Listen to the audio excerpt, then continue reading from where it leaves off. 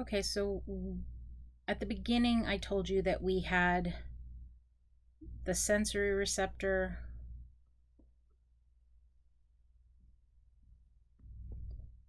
the control center, the effector. And I said that the first part we're going to kind of be talking over here. Well, this second part, we're actually going to be over here. Okay? So we're going to talk about the motor areas of the cerebral cortex, just like we had the somatic sensory area. We've got more motor areas.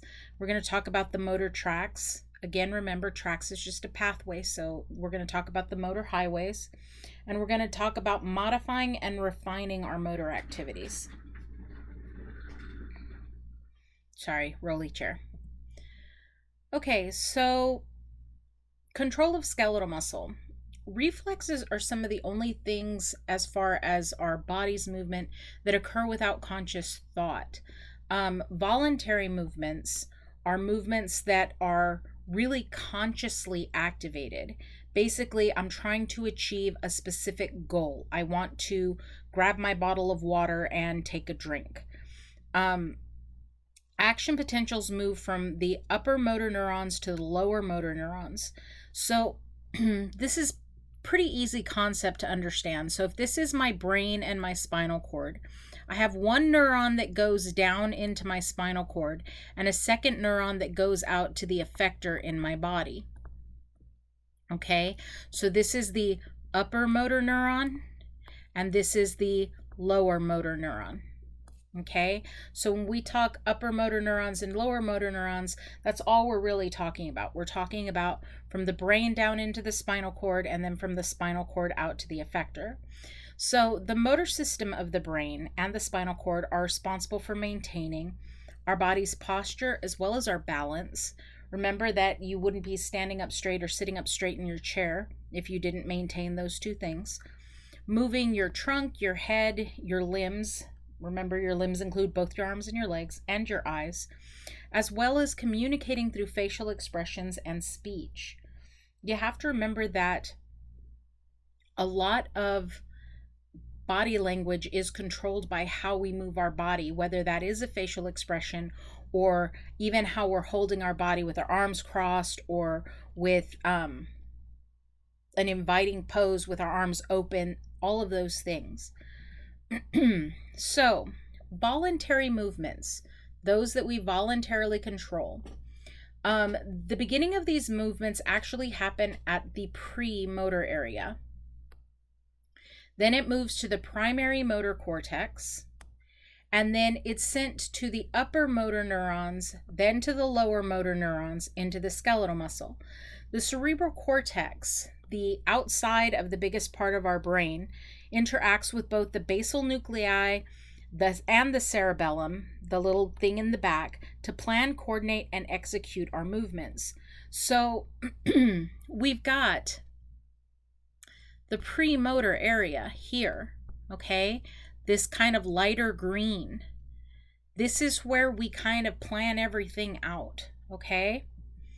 So when I talk about the premotor area, that's the area I'm talking about. So, change colors real quick. The primary motor cortex, which is this dark kind of Kelly green here, that rainbow that you see, it's only 30% of the upper motor neurons that are located in the primary motor cortex, but the action potentials from that primary motor cortex control a lot, many of our voluntary movements. The higher the number of motor units that have a few muscle fibers, the more precise the movement. So again, if you look at the amount of brain dedicated to movement, like here, down here, the face is this much brain matter, the hand, just your hand, is this much brain matter, right? Yet your arm, I guess I should say your arm from armpit to wrist is like half of that. if you consider how many motor units, remember, a motor unit is the neuron plus all the muscles it controls, how much control we have over movements. Our hand has very, very fine motor control. If it didn't, we wouldn't be able to text on a phone. Our fingers would go all over the place.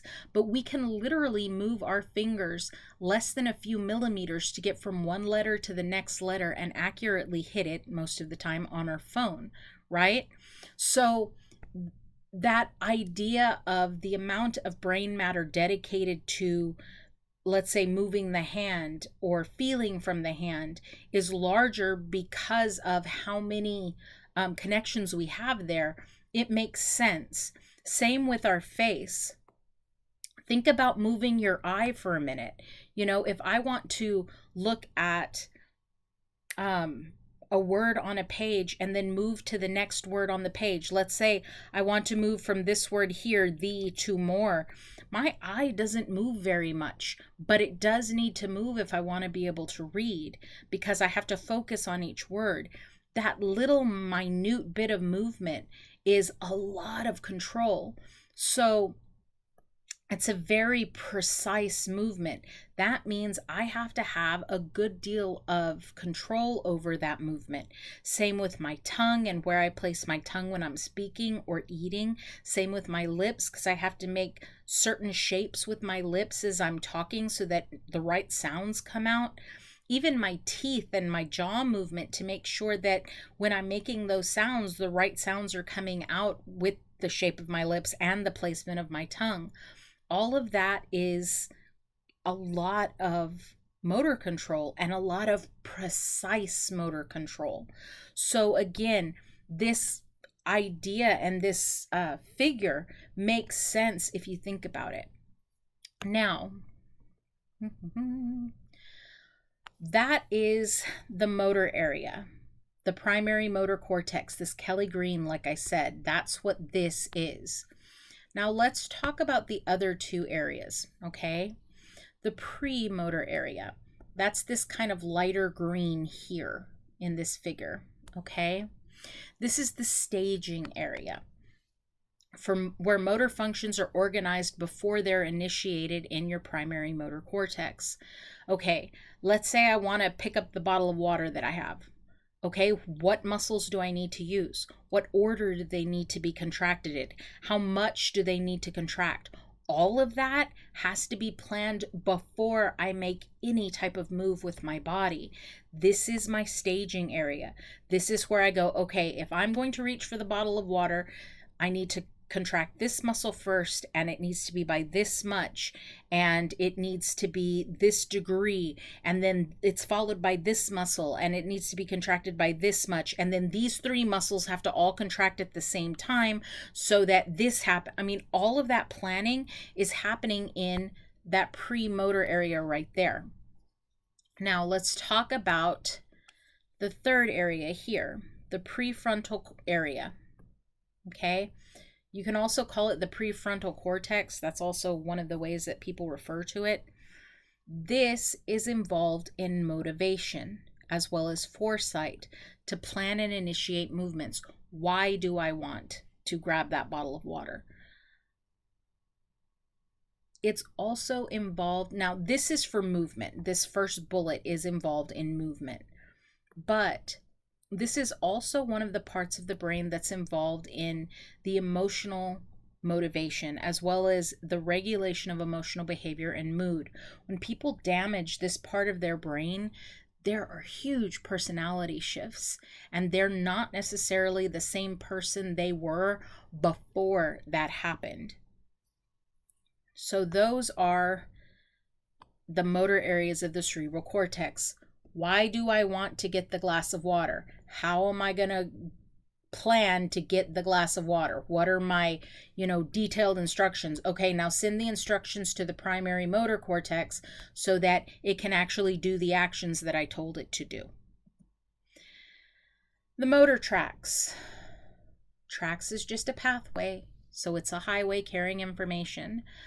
In this case, motor would mean my brain is going to send a signal down to the muscles in my body. So these are descending pathways. It's not sensory information coming up to my brain for decoding. It's now my brain saying, okay, my hand hurts. I need to send information down to the muscles of my arm to take the hand away from that painful stimulus.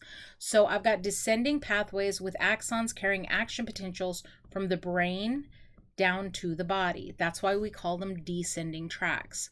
We've got direct pathways. Direct pathways are basically starting here, ending here.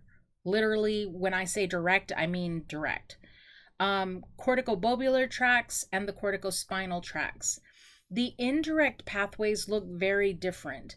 Rubrospinal, vestibulospinal, reticulospinal, tectospinal, they'll actually kind of move from side to side along the spinal cord, sometimes even split. So when we talk about the indirect pathways, the reason we call them that is because of how everything is kind of connecting together as it descends down the spinal cord. Okay, so let's talk direct pathways first. The corticobobular. This is eye and tongue movements, especially tongue movements when we're chewing during mastication. It's also involved in the facial expression muscles and throat movements when we swallow our food. Cortical spinal, this is movement of the head, especially the hands, doing things like push-ups and typing. Being able to move your fingers in direct ways to hit the right keys. Not that I always do that, but yeah. The indirect pathways. The rubrospinal.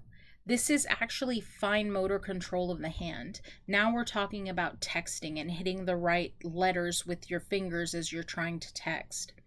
The vestibulospinal. This is control of your posture and your balance. So again, what muscles need to contract? How hard do they need to contract to keep me upright while I'm sitting in the chair? As well, what muscles need to kind of compensate for the fact that I might be starting to lean to the right or starting to lean to the left? Blech. Reticulospinal. It helps in the voluntary or inhibitory movement of upper limbs. So we've talked about the fact that when I want a specific movement to happen, I may need other muscles to stop moving. So not only are we talking about the contraction of certain muscles to maybe reach out, like I said, to grab a bottle of water, but the relaxation of other muscles that would fight me for that. The tectospinal. This coordinates the movements of the head regarding visual stimuli. So let's say that there's a car driving down the road and I'm following the car with my eyes. So visually following that car, one, I need to move the muscles that move my eye. I need to get those to move so that my eyes contract. But two, if that car goes past where my eyes can reach, my neck muscles also need to move my neck and pivot my head so that I can watch as well. So the basal nuclei, we kind of touched on this before. The basal nuclei has the caudate nucleus and the substantia nigra and all of these other parts and pieces to it.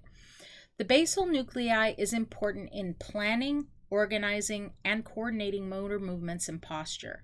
So I've got to plan it out. I've got to figure out who goes where, and I've got to get it to the right place.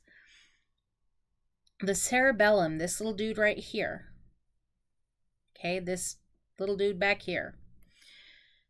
You actually have three separate parts to the cerebellum. The vestibulocerebellum, the spinocerebellum, and the cerebrocerebellum. The vestibulocerebellum, this controls balance and eye movement. If you don't believe me that balance and eye movement are two really important things, get motion sick.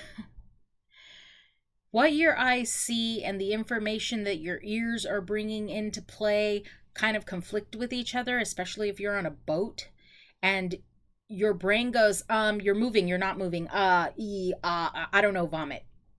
Because it's conflicting information and it's very confusing. But if you've ever, this is a really good example of this, your balance and how your eye movement is kind of part of that. If you've ever sat in your car and you're parked and somebody starts backing up and you slam on the brake really, really hard because it feels like you're backing up even though you're not supposed to be moving, or you're moving forward even though you're not supposed to be moving, that kind of interaction between the two. The spinocerebellum. The spinocerebellum. This actually corrects discrepancies between what you intend to do and what you actually do. So remember that with the cerebrum, we had the, I'm going to go back so I can show you. The prefrontal area where it was motivation. Go back. The premotor area where we planned, and then we had our primary motor cortex. So we had 1, 2, and 3. Well, the spinocerebellum actually watches. So it gets the information from the primary motor cortex that says, this is the movement I'm planning.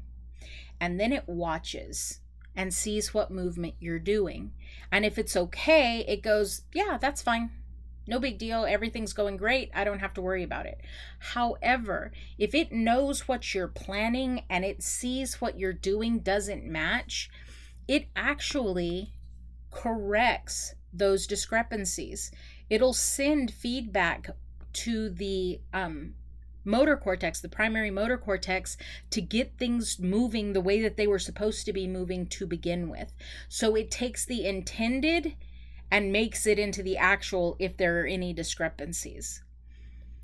The cerebrocerebellum. This is a part of your brain that can learn really highly specific complex motor activities. Playing baseball. This is a very complex motor activity. I know you guys are probably going, what?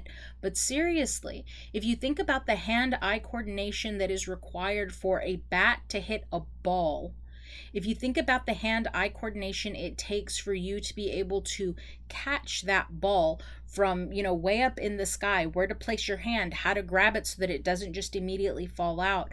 This is a complex motor skill. Same with playing the piano. Playing the piano, putting your fingers on the right keys at the right time frame, all of that. Those are highly specific complex motor activities. It's also involved in cognitive functions. Recognizing people's faces, recognizing a piece of music, cognitive. So that was motor. Now we're going to talk about pretty much the other parts of your brain and how they kind of all work together. So the brainstem functions. You've got the major ascending and descending pathways going through the brainstem. It makes sense. This is my connecting bridge between the top of my brain and my spinal cord. So having highways going up to the brain and down from the brain makes sense here. So sensory input that projects through the brainstem. In other words, what are the highways going up to my brain? We've got sensory axons that project through the brainstem from the ascending spinal cord pathways. We've also got the sensory nuclei from cranial nerves 3 through 10. Remember that nuclei in our central nervous system are just when one neuron touches another neuron. So it's basically a collection of cell bodies, but it's still where one neuron touches another neuron. You also have the nuclei of the reticular formation.